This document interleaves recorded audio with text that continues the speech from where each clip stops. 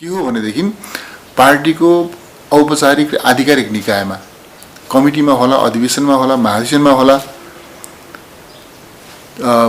ती ठाउँहरूमा व्यक्तिले आफ्ना विचार व्यक्त गर्छ, कमिटीले अथवा अधिवेशनले निर्णय गर्छ। त्यो निर्णयसँग कसैको असहमति रह्यो भनेदेखि त्यो असहमति उसले औपचारिक रूपले बैठकको माइन्युटमा दर्ज गर्नुपर्छ। औपचारिक रूपले दर्ज भयो भनेदेखि त्यसलाई फरक मत मानिन्छ। यदि कसैले औपचारिक रूपले फरक मत राखेन भनेदेखि ऊ पार्टीको निर्णयसँग सहमत भयो भन्ने मानिन्छ। हामीले त्यो प्रणाली नै विकास गरेका छौँ। औपचारिक रूपमा माइन्युटमा कसैले मेरो मत यो हो भनेर दर्ज नगर्दासम्म पार्टीमा फरक मत छ भनेर मानिँदैन। अब यसपटकको जहाँसम्म सन्दर्भ छ, यसपटक कसैले पनि पार्टीमा फरक मत राखेका होइन। विचार त सबैले व्यक्त गर्यौँ हामीले, स्थायी कमिटीको बैठकमा, केन्द्रीय कमिटीको बैठकमा, विधान महाधिवेशनमा, सबै ठाउँमा हामीले आफूलाई लागेका कुराहरू बोल्यौँ। तर जब औपचारिक निर्णय हुन्छ त्यो निर्णयसँग भने कोही पनि असहमत भएको र कसैले पनि फरक मत राखेको वा फरक मत प्रस्तुत गरेको अवस्था होइन। त्यसकारणले पार्टीमा फरक मतको अवस्था नै छैन। पार्टी विचारका, सङ्गठनका सबै हिसाबले एकताबद्ध छ। अहिले चाहिँ नेकपा एमाले विभाजित भएको छैन भन्ने जुन हाम्रो निष्कर्ष हामीले चाहिँ बनिआएका थियौँ, त्यो निष्कर्षलाई यो महाधिवेशनको उपस्थितिले, महाधिवेशनमा भएको छलफलले, महाधिवेशनमा चाहिँ जुन ढङ्गले स्थितिको रिपोर्टिङ भयो त्यसले चाहिँ पुनर्पुष्टि गरेको छ। नेकपा एमाले विभाजित भएको छैन। केही साथीहरू स्वार्थवश, कुण्ठावश, ईर्ष्यावश पार्टीबाट अलग भए। तर अब केहीहरू भ्रममा पनि, यो कन्फ्युजनमा पनि केही साथीहरू रहे। तर कन्फ्युजनमा रहेका, भ्रममा रहेका साथीहरू क्रमशः फर्किरहेका छन् र त्यो स्वार्थले नै डोर्याउने मानिसहरूलाई त फर्काउन सम्भव हुँदैन। महाधिवेशन निर्धारित समयमै हुन्छ। हिजो अध्यक्षले समापन महाधिवेशनको विधान महाधिवेशनको समापनको सन्दर्भमा बुटोलमा महाधिवेशन आयोजना हुने, राष्ट्रिय महाधिवेशन आयोजना हुने त्यो कुराको चाहिँ घोषणा गर्नुभएको छ। भव्यतापूर्वक आयोजना हुन्छ, तोकिएकै समयमा आयोजना हुन्छ, सफलतापूर्वक सम्पन्न हुन्छ र त्यसले चाहिँ राष्ट्रिय राजनीतिमा नेकपा एमालेको भूमिकालाई अरू प्रभावकारी बनाएर लिएर जान्छ। नेकपा एमाले एकताबद्ध छ। यो राष्ट्रिय राजनीतिको मुख्य नेतृत्वदायी शक्ति हो र यसप्रति आम जनता, कार्यकर्ताको भरोसा छ। त्यो भरोसा टुट्न नदिने गरी हामीले हाम्रो सङ्गठनात्मक कामलाई अगाडि बढाउनुपर्छ। हाम्रा वैधानिक प्रबन्धहरूलाई अद्यावधि गर्नुपर्छ र हाम्रा नीति, मूल्य, मान्यतालाई अपडेट गर्नुपर्छ भन्ने त्यो बुझेका साथ हामीहरू विधान महाधिवेशनबाट सम्पन्न गरेर बाहिर आएका छौँ। विधान महाधिवेशनको सर्वाधिक महत्त्वपूर्ण पक्ष के रह्यो भनेदेखि नेपालको कम्युनिस्ट आन्दोलनमा एक ढङ्गले भन्दा दुर्लभ घटना यो महाधिवेशनमा घटेको छ। त्यो के हो भन्दाखेरि हामी महाधिवेशन कक्षमा प्रवेश गर्दा सबै साथीहरू, सबै नेता, कार्यकर्ता र सब प्रतिनिधिहरू एकता भावका साथ प्रवेश गऱ्यौँ।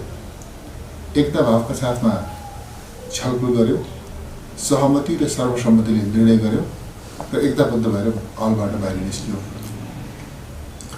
यो चाहिँ यो महाधिवेशनको एउटा विशिष्ट विशेषता हो भन्ने म ठान्दछु।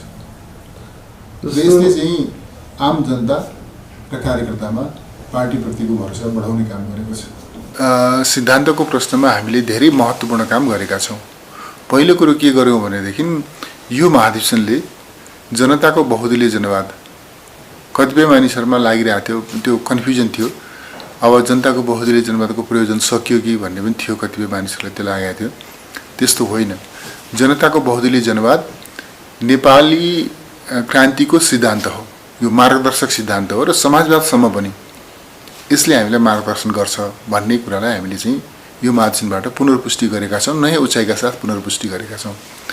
दोस्रो कुरो, अब हाम्रो कार्यदिशा के हो नि त, हामी कहाँ पुग्ने हो, कहाँबाट कसरी यात्रा अगाडि बढाउने हो भन्ने विषयमा पनि क्लियर दृष्टिकोण महाधिवेशनले अघि सारेको छ।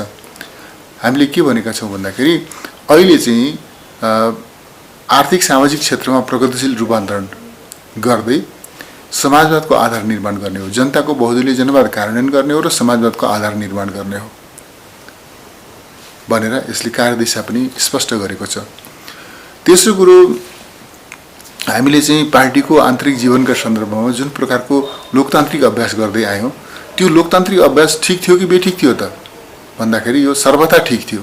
हामीले समकालीन नेपाली राजनीतिक पार्टीहरूको माझमा अरू कोही भन्दा हामी आफू लोकतान्त्रिक भएका मात्रै होइनौँ, यो लोकतन्त्रप्रतिको प्रतिबद्धता हाम्रो चाहिँ सैद्धान्तिक प्रतिबद्धता हो भन्ने हिसाबले हामीले चाहिँ अन्तर्पार्टी लोकतन्त्रलाई त्यस रूपमा परिभाषित गरेका छौँ।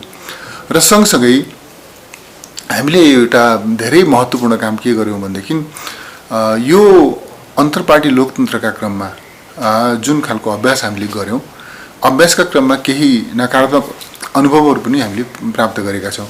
यसबीचमा अन्तर्पार्टी लोकतन्त्रमा जोड दिँदा हाम्रो पार्टीको सङ्गठनात्मक अनुशासनको पक्ष अलिकति कमजोर भएको छ। व्यक्ति स्वेच्छाचारी ढङ्गले चल्ने, पार्टीको अनुशासन नमान्ने, पार्टीको निर्णय नमान्ने, हुइप उल्लङ्घन गर्ने, फ्लोर क्रस गर्ने, आफ्नै पार्टीको नेतृत्वको सरकार, आफ्नै पार्टीको अध्यक्षले नेतृत्व गरेको सरकारका विरुद्धमा त्यसपछि चाहिँ अब त्यो वैकल्पिक सरकारको प्रस्तावमा हस्ताक्षर गर्ने, अदालतमा जाहेरी गर्न जाने, यस प्रकारका सङ्गठनात्मक क्षेत्रमा अराजकताका प्रवृत्तिहरू देखिए। समानान्तर भेलाहरू गर्ने, समानान्तर बैठकहरू गर्ने, यस प्रकारको अनधिकृत कामहरू, अनुशासनहीन कामहरू पनि यसबिचमा देखिए। हामीले चाहिँ यो राष्ट्रिय महाधिवेशनबाट के कुरामा जोड दिएका छौँ भनेदेखि अन्तर्पार्टी लोकतन्त्रको सन्दर्भमा हामीले जस्तो अभ्यास गऱ्यौँ त्यो अभ्यासलाई हामीले निरन्तरता नै दिनुपर्छ। त्यो अभ्यास सही थियो, उचित थियो, हाम्रा ती निष्कर्षहरू सही छन्।